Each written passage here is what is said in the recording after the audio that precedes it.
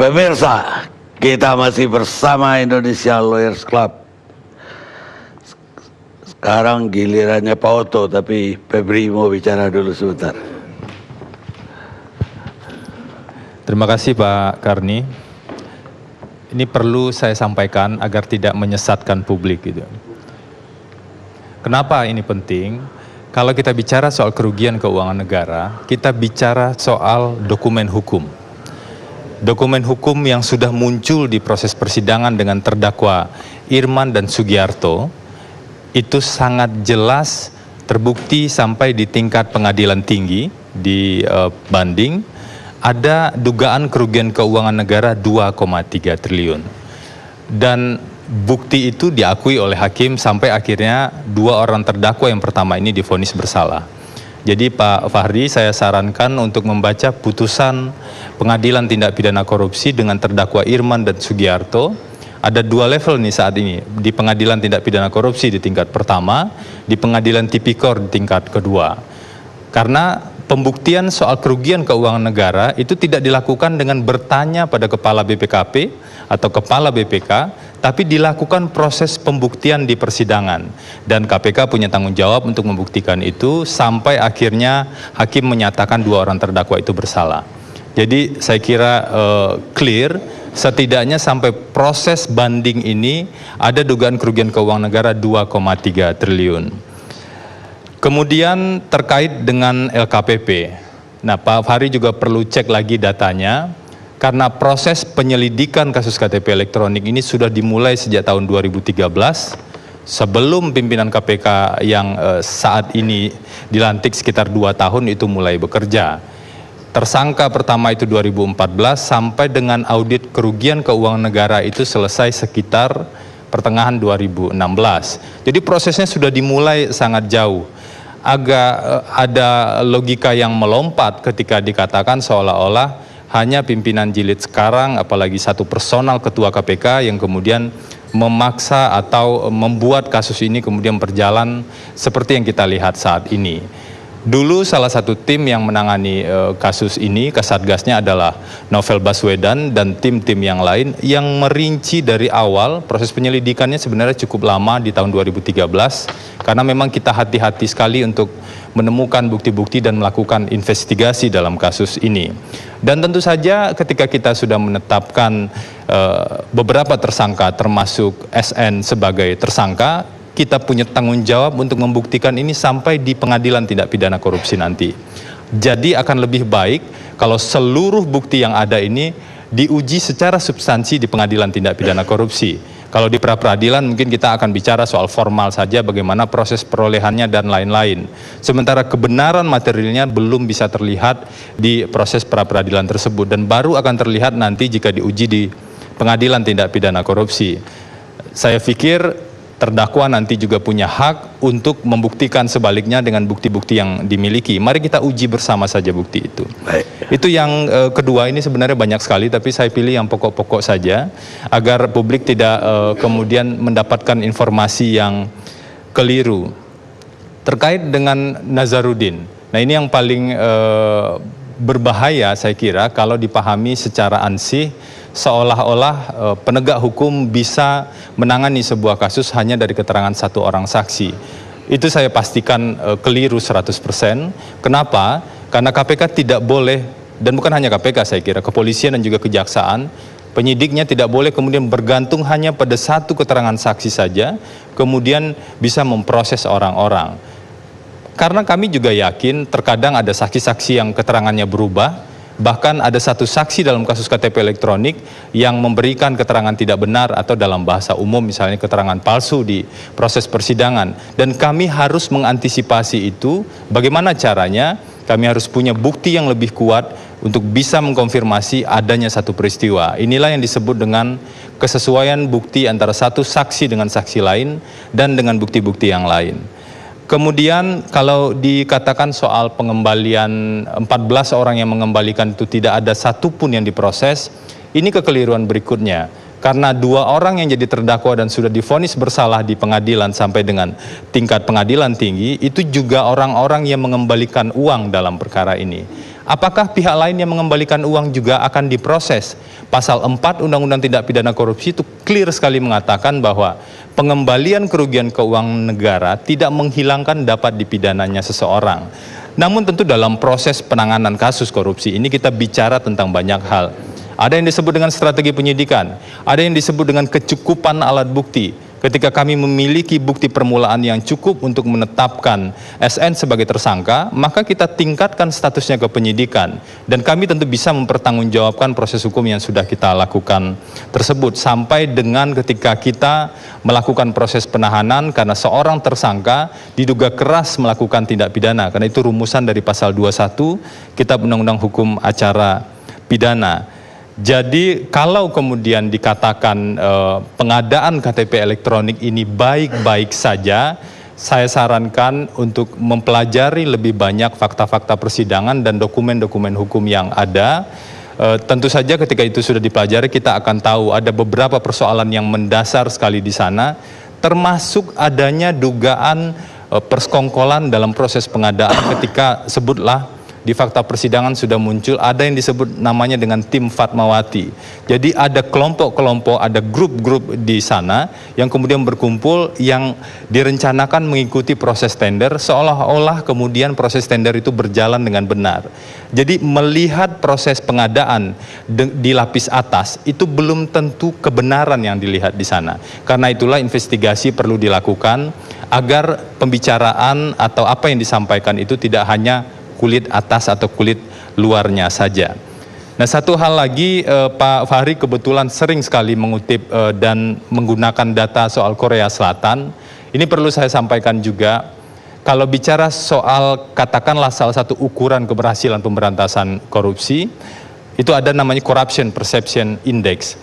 Dulu ada Corruption Independent Commission Anti-Corruption yang ada di Korea Selatan. Jadi di sana ketika kikaknya pada saat itu mirip dengan KPK dan ICAC Hong Kong itu punya kewenangan untuk melakukan penindakan, justru sampai dengan tahun 2008 itu indeksnya naik 11 poin. Dan ketika dilakukan penggabungan dengan Ombudsman, lembaga anti korupsinya hanya punya kewenangan pencegahan, Corruption Perception Index atau IPK-nya itu turun 3%, 3 poin. Jadi apakah ini yang disebut dengan keberhasilan kalau kita bicara soal pemberantasan korupsi? Ini data. Sedangkan kalau data CPI Indonesia misalnya ketika KPK didirikan 2002 dan mulai operasional 2003, kita mendapatkan data CPI yang cukup rendah saat itu 1,9, tapi ternyata sampai 2016 naik sekitar 18 poin. Apakah ini juga diakui sebagai prestasi bersama? Tentu bukan hanya KPK, ada unsur pemerintah di sana, ada unsur-unsur yang lain termasuk pihak swasta yang berkontribusi dalam upaya pemberantasan korupsi ini. Bahkan kami pikir kalau kemudian seluruh elemen bangsa ini, institusi-institusi yang punya kewenangan lebih mendukung upaya pemberantasan korupsi, penindakan di satu sisi, perkuat kepolisian dan kejaksaan bersama-sama dengan KPK dalam konteks penindakan, dalam konteks pencegahan, upaya-upaya perbaikan sistem dilakukan di pemerintahan, di partai politik, dan di sektor swasta. Kita percaya ada masa depan Indonesia yang lebih baik ke depan soal kesejahteraan dan soal pemberantasan korupsi itu sendiri. Jadi janganlah ketika upaya pemberantasan korupsi dilakukan kemudian diganggu dengan berbagai cara. Memang di beberapa negara fenomena-fenomena pemberantasan korupsi yang diganggu oleh berbagai cara itu ada. Tapi kita berharap ketika ada kesadaran bersama di Indonesia hal itu tidak terjadi. Nah, terakhir saya kira kita perlu mengajak kita semua bicaralah dengan data-data hukum. Kalau memang ingin mengatakan misalnya sah-sah saja Pak Oto misalnya nanti akan bicara klien kami tidak bersalah, itu sah-sah saja dalam semua tersangka dan terdakwa yang kita proses itu boleh-boleh saja. Memang ada juga tersangka dan terdakwa yang mengaku, tapi ketika ada bantahan itu maka kita akan uji nanti di proses pada pengadilan tindak pidana korupsi. Dan KPK cukup yakin kita memiliki bukti yang sangat kuat untuk memproses ini. Baik, terima kasih. Sekarang Pak Oto. Terima kasih. Ini Pak Karni. penampilan perdana ya, Bilang sebagai perdana. pengacara SN. Pak Karni, mendengar apa yang dengan Pak Fahri, terus terang aja kalau itu benar, ngeri juga negeri kita ini ya, kalau itu benar. Ngeri-ngeri sedap gitu katanya orang dulu itu. Tapi sebelum saya menanggapi beberapa poin penting mungkin dalam diskusi kita ini, khususnya nanti mengenai tentang berapa mengenai hal hukum, saya di sini tadi mendapatkan hampir 100 lebih SMS kepada saya yang kelihatannya menggugat profesi advokat ini. Pertama-tama mereka katakan pada saya, Pak Oto katanya, kenapa Pak Oto mau menangani kasus ini? Semua reputasimu kau pertaruhkan katanya. Itu kan koruptor katanya. Nah ini kan koruptor, kok dibela? Dan yang menyatakan seperti ini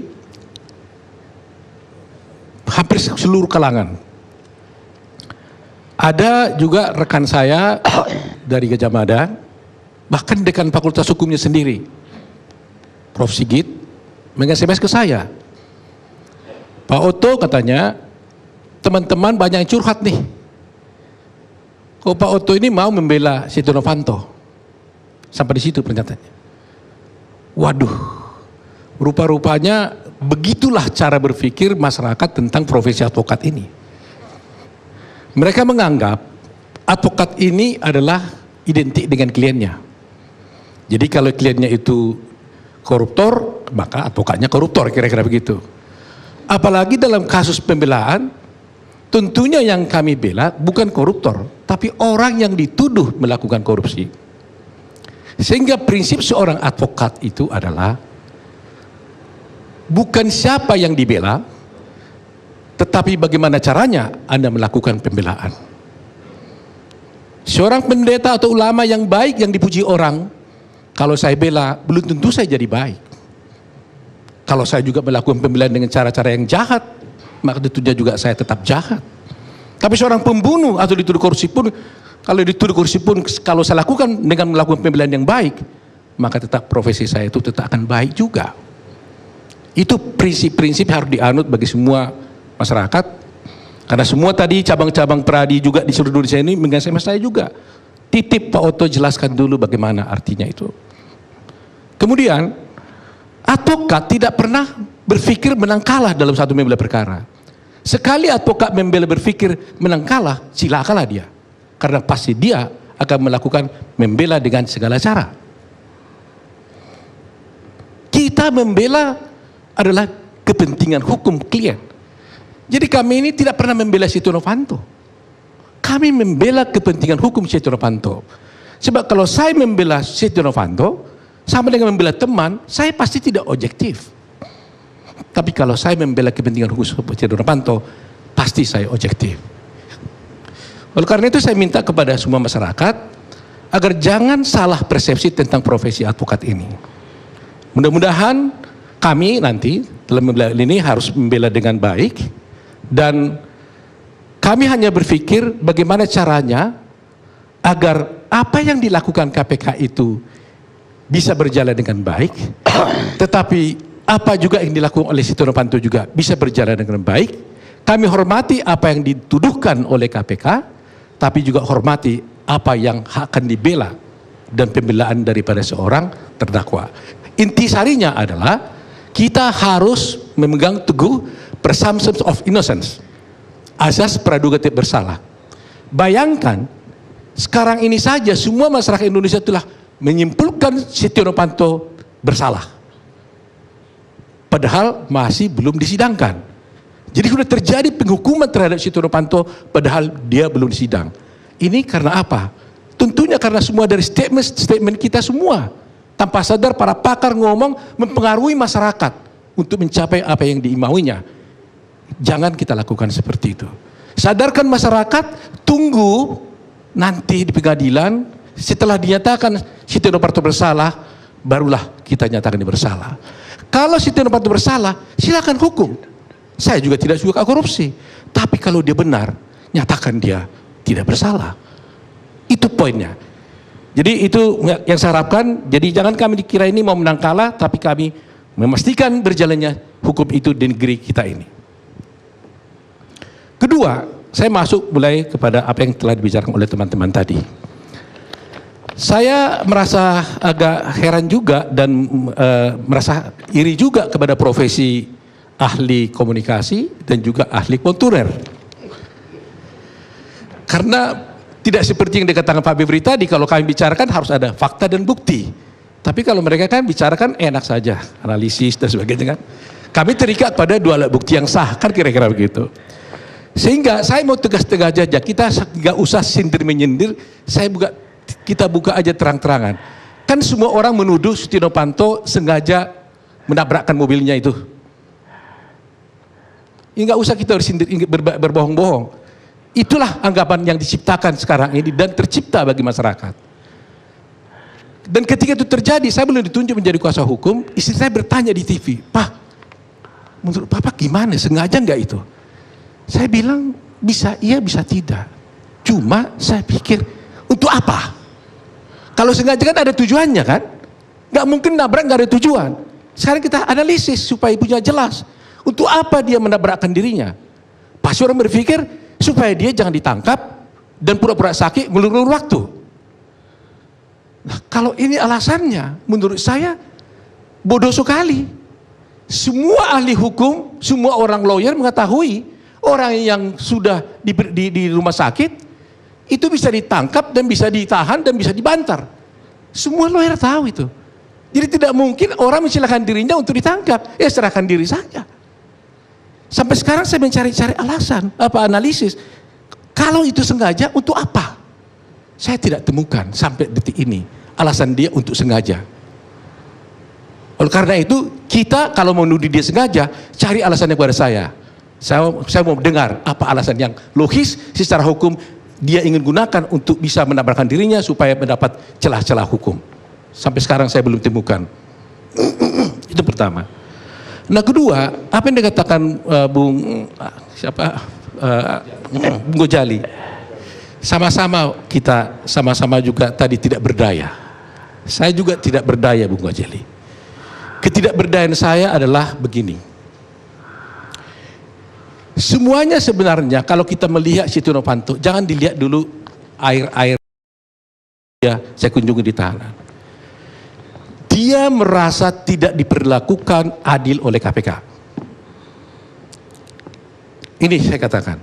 Saya dengar dengan baik. Apa rupanya kau tidak diperlakukan dengan adil? Dia bilang, ada proses pra-peradilan yang terjadi di Jakarta Selatan. Memenangkan Budi Gunawan. Memenangkan juga Hadi Purnomo. Dan setelah dia dimenangkan, yaitu proses pidana pra-peradilan yang unik, dan yaitu adalah tentang bahwa bisa menghentikan proses penetapan tersangka yang tidak sah. Dan akhirnya menang dan berhenti. Dan itulah yang sebenarnya. Dia tidak diperlakukan lagi apa-apa. Sehingga dia bertanya, Pak Oto, kenapa saya tidak bisa sama seperti mereka? Saya menang, tapi saya diubek-ubek lagi, dijadikan tersangka lagi. Apa saya ini darah saya biru, hitam, tidak sama dengan mereka, darahnya merah? Kok mereka itu bisa tidak diproses, saya diproses. Inilah ketidakpuasan pertama. Jadi kalau ada ketidakadilan seperti ini, kita harus mengerti. Coba, seandainya itu adalah orang tua saudara, saudara-saudara sendiri, abang saudara, terima enggak keadaan seperti ini? Pasti Anda tidak bisa menerimanya. Ini poin utamanya. Nah, oleh karena itu berlanjut lagi pikiran, akhirnya saya berpikir, sudah dihentikan, ternyata harus diproses lagi. Pertanyaan saya laginya, kalau seperti ini jadinya, berarti pra-peradilan yang terjadi ini dibuat ini terhadap penetapan tersangka itu, ini hanya sengaja diciptakan dan tercipta dan hanya untuk dua orang itu saja. Hanya orang itu aja menikmati itu. Selebihnya tidak akan bisa menikmati. Karena kenyataannya sekarang, Katanya bahkan juga putusan Mahkamah Konstitusi boleh lagi menetapkan tersangka walaupun sudah diputuskan pra peradilan berhenti. Kalau begitu, untuk apa kita mengajukan pra peradilan? Useless. Karena kita menang, ditetapkan lagi, menang, ditetapkan lagi, sama dengan seperti Lanyana. Gak ada gunanya kita pra peradilan. Jadi pra peradilan ini hanya untuk dua orang itu saja, bukan untuk kita. Satu. Nah, kedua, kalau umpamanya penyidik KPK atau kejaksaan atau siapapun kalah dalam pra peradilan, berarti kan dia salah. Berarti dia salah. Pertanyaan saya, apa sanksinya? Enak saja terus begitu. Saya buat salah, besok saya lakukan salah lagi.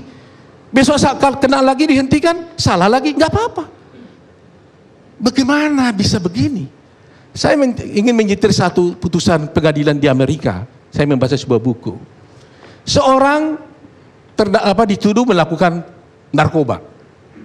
Dia menelan barang buktinya, ditelan. Lantas polisi tahu, maka karena dia tidak mengeluarkannya, dipaksa oleh polisi dengan pompa keluar, masuk dalam persidangan. Apa putusan hakim? Dia bilang, Anda telah melakukan salah prosedur, telah melakukan penegakan hukum secara salah dan melanggar hak asasi manusia, memompa secara paksa, dan karena itu dia harus dibebaskan. Kenapa dia berpikir begitu? Karena dia tidak boleh dibenarkan. Harus ada sanksi kepada kaum penyidik hukum yang salah. Kalau salah akibatnya dia harus dapat dibenarkan. Tapi kita konteks hukumnya selalu kita bilang, kan perkara pokoknya belum diperiksa. Ini kan baru prosedurnya yang diperiksa, sehingga perkara belum diperiksa, sehingga nggak apa-apa, masih boleh jalan. Ya boleh-boleh saja pakai alasan seperti itu.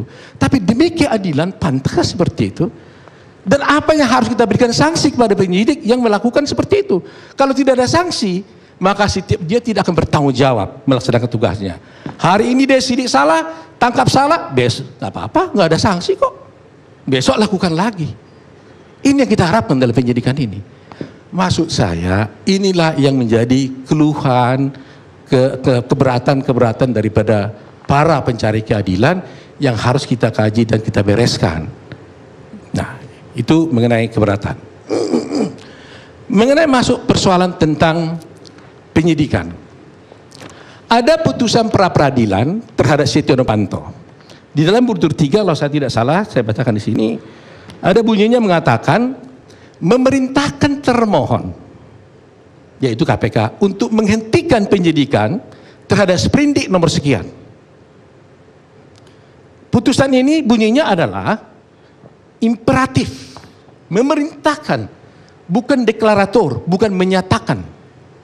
Suatu putusan hakim yang imperatif adalah perintah harus dilaksanakan oleh KPK.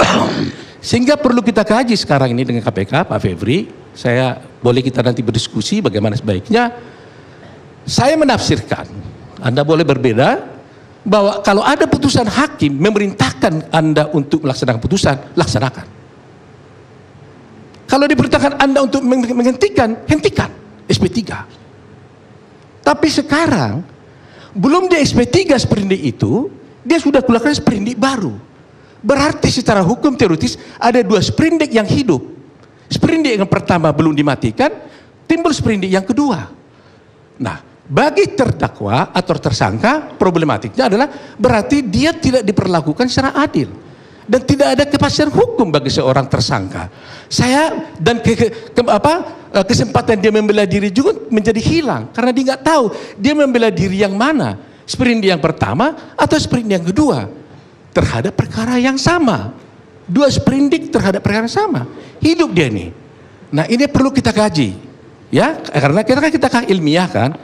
Benar nggak ini gitu loh kalau seperti ini. Jadi ini perkara terjadi di Sumatera Utara. 2 sprindik seperti ini dikalahkan itu. Karena sekarang saya menjadi membela. Saya akan tanya Pak Hakim, bagaimana saya membela klien saya ini? Saya dituduh melakukan perbuatan A dengan sprindik A. Kemudian juga dituduh melakukan perbuatan A dengan sprindik B. Berarti ada kemungkinan saya besok 2 kali diperiksa dong. Ini yang terjadi, Febri. kita bisa kaji bersama-sama, ya, secara ilmiah, akademik, kita juga bisa berdiskusi soal ini. Inilah faktanya Setia Novanto sekarang. Saya nggak tahu, saya nggak terlibat dalam ikut pra peradilan, tapi ini menjadi fakta dan mungkin menjadi persoalan di dalam pra peradilan nanti. Ada 2 sprindik yang belum selesai, yang masih terbuka. Nah, ketidakadilan seperti inilah yang menyebabkan bahwa pencari keadilan tidak puas. Saya ingin mengatakan bahwa kalau kami melakukan argumen hukum seperti ini, jangan dianggap kami tidak suka dengan KPK. Saya mendukung KPK, saya suka dengan KPK. Tapi tidak boleh dong kalau ada kesalahan saya tidak bisa koreksi. Mari kita koreksi bersama-sama tanpa harus menghancurkan KPK. Kan tidak hancur KPK kalau kita benarkan ini. Tapi saya ingin sekali harus ada sanksi bagi seorang penyidik KPK yang melakukan tuntutan cara salah dan berkali-kali. Nggak boleh dibiarkan dia seenaknya terus. Nah kemudian mengenai soal bagaimana kasus ini sebenarnya, terus terang aja diskusi diperpendek ya. Oke, ini kesimpulannya. Diskusi kita terakhir ini hanyalah mengenai kiri kanan pinggir-pinggirnya. Tapi sebenarnya apa sih yang dituduhkan kepada Setia Novanto sampai sekarang ini nggak pernah terbuka. Hanya dibuat pasal 2 dan pasal 3. Tapi mana in konkrito perbuatan dari Setia Novanto yang dinyatakan itu? Ini kita nggak bisa bahas. Dan nggak pernah sampai sekarang kita tahu. Sehingga terus terang aja, saya juga ingin melihat segera dakwaan jaksa ini kayak apa sebenarnya. Karena 2,1 triliun itu tidak sedikit dan melibatkan banyak orang. Dan oleh karena itu, ketika saya tanya Pak Setia Novanto, terus terang saya bilang sama dia, saya ini pengacara barumu, saya harus wajib bertanya. Saya tanya, Pak Setia Novanto ada 2 pilihan. Apa itu katanya?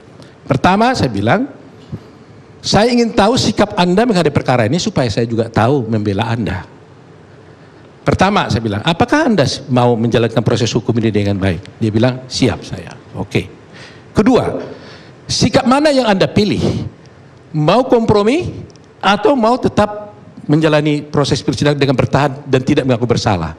Saya mengingat prinsip di Amerika plead guilty, ya kan? Kalau you plead guilty memilih merasa bersalah, ya kita bisa selesai urusannya. Dia tanya, Pak Oto maksudnya apa? Kalau saya kompromi, maksud saya kalau Anda merasa bersalah, Anda boleh memilih justice collaborator. Tapi kalau Anda tidak mau mengaku bersalah, berarti Anda tetap bertahan tidak bersalah, Anda tetap harus maju dengan mengatakan tidak bersalah di pengadilan. Jawab dia hanya satu, dia bilang, saya mau justice kolaborator, bagaimana orang saya tidak tahu apa-apa, apa yang harus saya jelaskan, dia bilang. Jadi kalau begitu Anda bagaimana? Ya saya harus menghadapinya di pengadilan. Itulah sikapnya. Jadi kami telah melakukan tugas kami dengan baik dan menjelaskan kepada Novanto, tapi pilihan yang ditempuhnya adalah dia siap untuk membuktikan di persidangan dan dia yakin dia tidak bersalah. Oleh karena itu, mari kita tunggu persidangan kemudian, jangan dulu kita hukum dia bersalah sebelum ada putusan. Terima kasih. Baik, Pak Oto, untuk teman-teman Pak Oto yang nge-SMS tadi, jawabannya begini aja, Pak. Profesi advokat dan pengacara itu bukan hanya panggilan, tapi adalah kepercayaan publik. Dan kita berkewajiban memberi kepada publik. Janet Reno, Jaksa Agung pertama wanita Amerika. Sekarang saya ke Pak Ganjar Laksmana.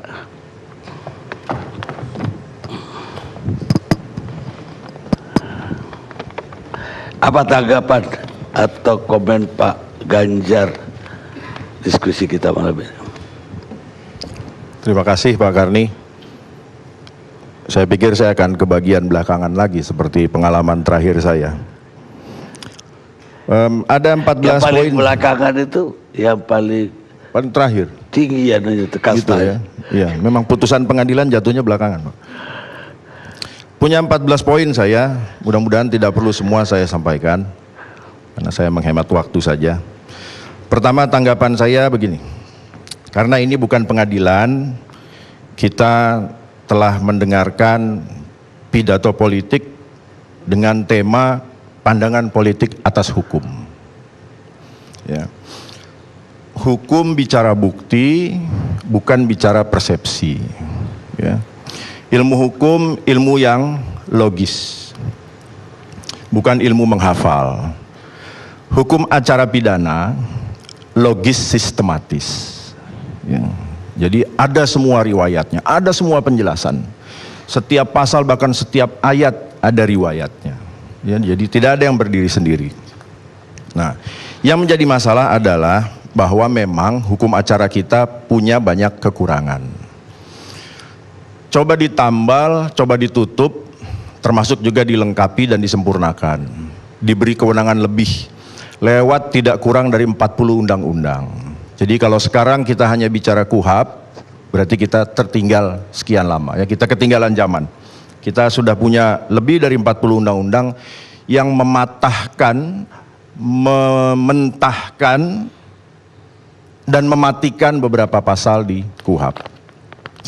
Nah, maka saya akan mulai dengan begini. Pertama, putusan pra-peradilan. Kita sama-sama tahu bahwa pra-peradilan hanya menilai proses, sah atau tidaknya. Sah atau tidaknya pun semata-mata berdasarkan bukti formil saja. Tidak bicara kebenaran material, tidak mengungkap validitas alat bukti, kecuali perolehannya.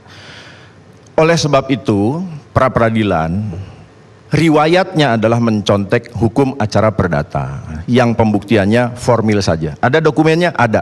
Tidak perlu dinilai apakah konten dokumen membuktikan suatu tindak pidana atau membuktikan seseorang pelakunya atau bukan. Itulah sebabnya kenapa hakimnya tunggal saja, karena hanya memeriksa kelengkapan berkas sebagai keabsahan proses. Itulah sebabnya kenapa prosesnya 7 hari saja, tidak perlu berlama-lama. Sehingga putusan pengadilan ini memang didesain tidak menghapus kewenangan penegak hukum untuk tetap membongkar dugaan kejahatan yang diyakini ada oleh penegak hukum, ya. Dan keyakinan penegak hukum bahwa ada tindak pidana terjadi, disidik olehnya, itu murni otoritas penegak hukum, dalam hal ini penyidik, tidak boleh diganggu gugat. Namun di sisi lain, KUHP mencoba memberi perlindungan dalam rangka check and balance, maka lahirlah riwayat pra-peradilan yang pada awalnya terbatas. Sehingga lewat forum ini saya ingin menegaskan saja bahwa saya termasuk yang tidak bisa menerima atau keberatan dengan perluasan objek pra-peradilan. Ya. Mengingat memang tujuan dan sifatnya yang khas tadi itu. Ya, karena kalau diperluas, maka berarti kita memang hendak menghilangkan sebagian otoritas penegak hukum, dalam hal ini penyidik. Nah, selanjutnya, undang-undang tidak menghalangi sama sekali penegak hukum untuk tetap menindaklanjuti dugaan tindak pidana. Ya, sehingga saya pikir di dalam kasus ini, menang pra-peradilan, lalu ditersangkakan lagi, itu sesuai dengan aturan hukum dan undang-undang. Tidak ada yang salah dengan itu. Nah, bahwa ada pertanyaan misalnya di kasus tertentu tadi, kenapa sudah menang pra-peradilan tidak ditersangkakan lagi? Mungkin begini, di kasus Pak Budi Gunawan, menang pra-peradilan, KPK tetap menindaklanjuti. Cuma wujud tindak lanjutnya adalah melimpahkan ke kejaksaan. Ya. Ini juga pertanyaan besar buat ilmu hukum. Nah, sehingga kalau kita mau bicara yang betul-betul jadi pertanyaan besar dan PR KPK untuk menjelaskan adalah sebetulnya kasus Pak Hadi Purnama. Kenapa tidak ada kelanjutan? Ya, itu yang betul-betul masalah. Kalau kasus Pak BG dilimpahkan ke kejaksaan, jadi tidak ada masalah. Masalahnya adalah kenapa dilimpahkan, gitu. Ya, jadi bukan tidak ada lanjut secara hukum. Sehingga kalau seandainya tadi Pak Oto menjelaskan dengan runut dan menurut saya sangat baik, Pak SN selaku tersangka kliennya sekarang bertanya-tanya mengapa tidak ada keadilan pada dirinya. Saya pikir justru Pak SN bisa membandingkan dengan nasib orang-orang yang berbeda nasib dengan dirinya. Apa perbedaannya? Gitu. Harusnya Pak SN sendiri yang bisa menemukan jawaban itu. Selanjutnya, kita ini sedang bicara sebuah kejahatan yang di seluruh dunia ya, menyebutnya sebagai kejahatan luar biasa, extraordinary crime. Yang konon menurut undang-undang harus ditumpas dengan cara luar biasa. Sehingga kalau kita memotret kejahatan korupsi dengan potret biasa, kita tidak akan menemukan gambar terbaik. Ya, kita tidak akan menemukan warna terindah. Walaupun korupsi bukan sesuatu yang indah. Yang ingin saya sampaikan begini.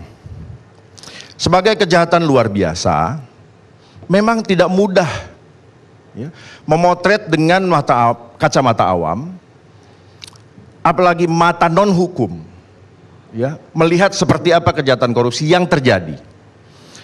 Di banyak kesempatan saya bahkan bilang saya tidak berani mengomentari substansi karena terlalu banyak yang tidak kita bisa duga di kejahatan luar biasa.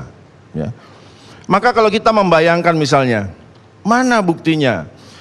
Tidak ada temuan BPK, BPKP, ya, atau mana itu 14 orang yang mengembalikan dan lain-lain. Ya. Ini salah satu bukti bahwa korupsi adalah kejahatan luar biasa. Di mana luar biasanya, Pak Karni? Di kejahatan lain tidak ada. Korbannya tidak merasa menjadi korban. Tidak ada di kejahatan lain. Ini kejahatan korupsi, korbannya tidak merasa menjadi korban. Makin luar biasa lagi, yang tidak ada juga di kejahatan lain, korbannya sekaligus pelaku. Kita ini korban, sekaligus pelaku jangan-jangan. Tidak ada di kejahatan lain. Nah sehingga, memang perlu belajar untuk memandang bagaimana kejahatan korupsi terjadi dan membongkarnya. Untuk itu makanya saya bilang begini.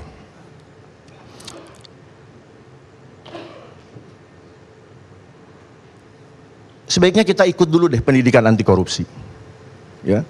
Supaya punya kacamata yang tepat. Mohon maaf, saya jadi dosen baru 21 tahun. Ya. Saya mengasuh mata kuliah tindak pidana korupsi baru 19 tahun. Ya. Apa mata kuliah yang saya asuh ini goib ya, kejahatannya gitu. Sehingga apa yang saya bicarakan selama ini, sampaikan kepada mahasiswa dan kita hadapi, itu sesuatu yang goib ya, gitu ya. Jadi saya bertanya-tanya, ini di mana yang salah? Nah, tapi saya ingat kesimpulan yang saya bilang tadi, bahwa ini kejahatan luar biasa yang tidak bisa dipotret dengan cara-cara luar biasa, maka penanganannya luar biasa. Bagaimana penanganan dengan cara luar biasa? Di Undang-Undang 3199 Junto 20 2001 tidak kurang dari 67 cara luar biasa. 67. Ya. Yang tidak dilakukan di kejahatan lain. Gitu. Kalau berkenan lain waktu nanti kita bahas apa 67 cara penanganan luar biasa itu yang diatur di Undang-Undang 3199. Nah, di sisi lain, kasus-kasus korupsi yang selama ini terjadi ternyata tidak ada lagi kejahatan korupsi yang tunggal. Beranak pinak semua. Ya, beranak pinak. Copet tunggal. Tapi korupsi sudahlah di situ ada markup-nya sehingga ada pasal 2 pasal 3 Undang-Undang korupsi. Di situ ada suapnya. Di situ ada benturan kepentingan.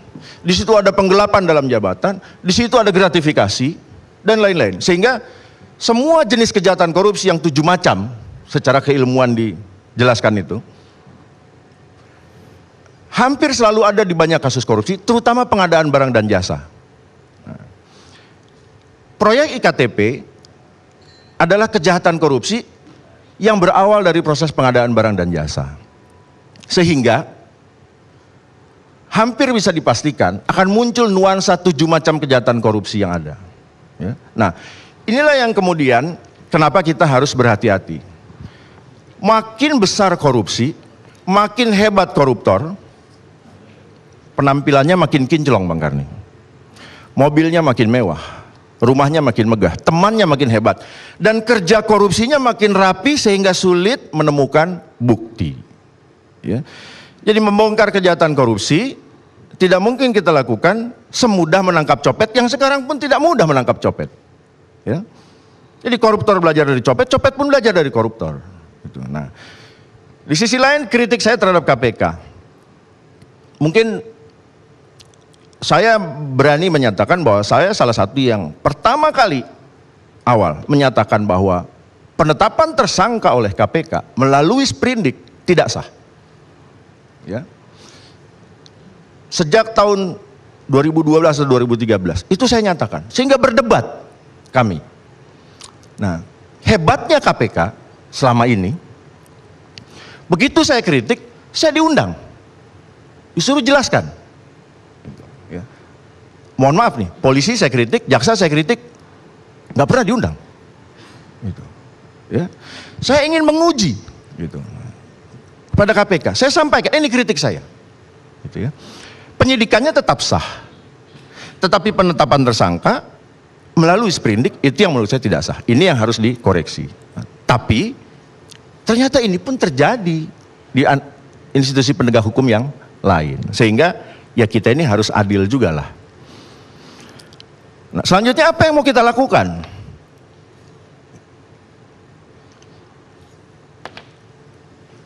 Ya karena memberantas korupsi harus dilakukan dengan cara-cara luar biasa, maka saya mengundang misalnya dalam hal ini. Karena ada Pak Fahri Hamzah misalnya di DPR. Kan Pak Fahri ini punya banyak masukan yang menurut saya sangat bernilai. Ya, yang bisa dikaji dan didalami.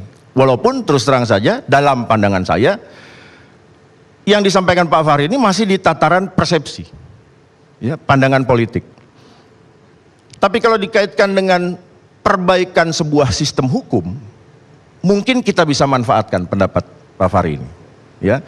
Hanya saja begini, sistem hukumnya yang benar, ya, lalu kemudian sistem lain yang harus mengikuti. Jangan sampai kita menganggap bahwa hukum ini merusak demokrasi. Kita tidak menuhankan demokrasi, apalagi menganggapnya sebagai kitab suci. Nah, maka terakhir saya akan tutup dengan begini. Tidak ada guna menangkap pencuri tanpa merampas kembali barang curian, membongkar kawanan pencuri dan jaringan penadahnya. Itu baru membongkar kejahatan dengan cara tuntas. Begitu Bang Karni, terima kasih. Baik pemirsa, kita istirahat dulu pemirsa.